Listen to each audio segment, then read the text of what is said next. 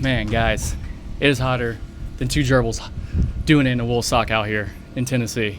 Man, so we just got done with our first session of the day. It's at lunchtime right now, and I wanted to bring you guys a quick review on KYT's flagship helmet, the KX-1 Race GP. Now I'm out here at Polecat Training Center, known as PTC, out in Tennessee. Nice little track, not too bad. And this is the perfect place to use this helmet because these types of helmets are built for the track. A lot of people like to wear them on the street. You know, a lot of you know, using them for like Instagram and stuff like that, you know, doing photos and stuff, but whatever, you know, it's your money. So not saying you can't use them on the street, but these are specifically meant to be on the track just because of the way that they're built. Now, as you can see, nice carbon construction, nice shiny gloss and look to it and everything. I definitely like the spoiler and everything that's on the back here. And sorry if I'm holding a mic. I had some technical difficulties and left some parts at home, so I wasn't able to connect it to my shirt. But yeah, the visor on this thing, very nice. It kind of reminds me of a Pista. Very nice to open mechanism and everything on here. I did see a video by Adobe where he said that once you close this down, it was very hard to open, and I don't have that problem. You just got to push it up, I guess, just right, and it opens right up. And as you can see, nice up and down. It has your nice standard vents and everything up top here, two up top. And then you get your one right here at your forehead. And then the one at the chin bar here, there's a latch on the inside that makes it go up and down. I don't know if you guys can see that. See that right there? Yeah, and this does have an air filter in it too, just like my shark helmet. Now, back to the visor here. So, let me see if I can set this up right without losing my mic here. You guys can still hear me. All right, so on the visor, there is metal parts here on the visor. Some of them have plastic pieces and stuff like that, and I thought my shark was easy to remove and install, but this one is super easy. All you gotta do is push this little tab down, and it pops right out, as you can see. And then all you gotta do is put it back in there. Oh, if I can line it up right, and it clips right in. Super simple, like no time at all.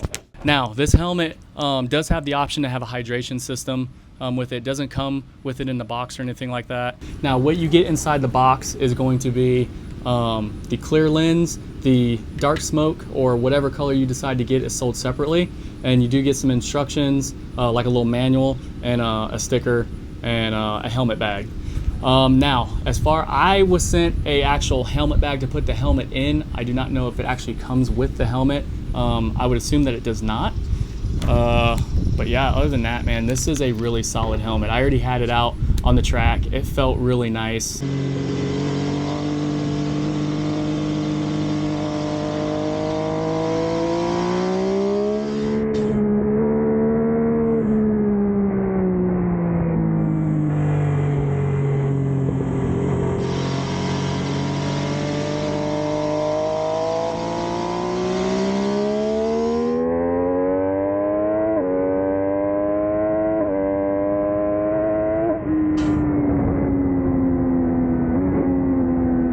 Before I get to the one thing that I really like about this helmet that I'm going to show you guys, I just want to talk about the ratings. So we do get your standard DOT, we do have ECE 22.06, and this is FIM rated. And if you guys can't find the FIM marking, it's on the chin strap if you look in there. But yeah, overall, very comfortable. The padding on the inside feels very nice. It's a little bit more firm than my Shark Racer Pro GP helmet. It doesn't sit so close up here, but a little bit more back here, but still feels comfortable nonetheless. All right, I went ahead and pull over my beloved Shark helmet I've been using for the longest time here. As you can see, just kind of comparing them. But as far as the build material and everything goes, this helmet's carbon, obviously. This one is not. So this one's gonna weigh a little bit more. This one's about 1,600 grams, while this one's coming in a little over 1,400 grams. Yeah, I was able to actually get both of these helmets out on the track just to see what they feel like and if there's really a huge difference between the two. And I will say, my favorite thing about this KYT helmet is that the field of view is amazing. I can literally see the world with this thing. And especially when you're in a turn and you're looking through the apex, with your peripherals and everything, you can kind of look over at your dash while you're also looking through the turn at the same time, and that's really nice. and just a lot of space in here. And I'm going to show you guys here what I'm talking about. All right, so I have both the visors off on both helmets, and as you can see, and I don't know how hard it is to see, but you can see how much more room width-wise up and down there is compared to the Shark. You can see how low this comes and how much higher this comes up.